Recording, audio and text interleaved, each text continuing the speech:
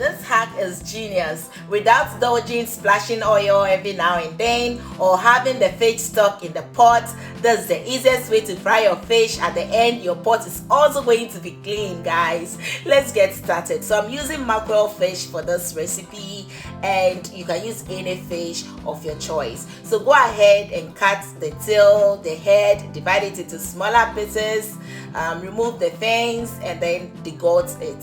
So make sure all the guts are also taken from the head as well.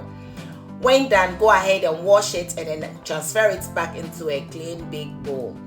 After, go in with your seasoning. So I went in for fish seasoning, ginger and garlic powder, and then salt. I then stirred till well combined, and then I let it sit for at least from 10 to 15 minutes.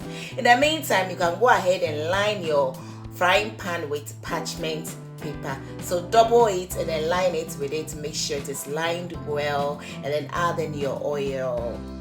So I use the oil that I used yesterday because what I was using was small, so I added in more oil, and then I added in fresh rosemary and then sliced onions. So I waited until the oil was preheated before adding in the fish, and as you can tell from the video, this fries slowly, and then like I said, no splashing, no dodging, and then the fish is not going to get stuck to the parchment paper. Guys, this is the easiest way, and trust me, you're good to go. Let it fry slowly and then turn it whilst the other side is cooked, and then flip it and then let the other side cook as well. So this is the easiest way to fry your fish, and then you're not going to clean any pot, guys.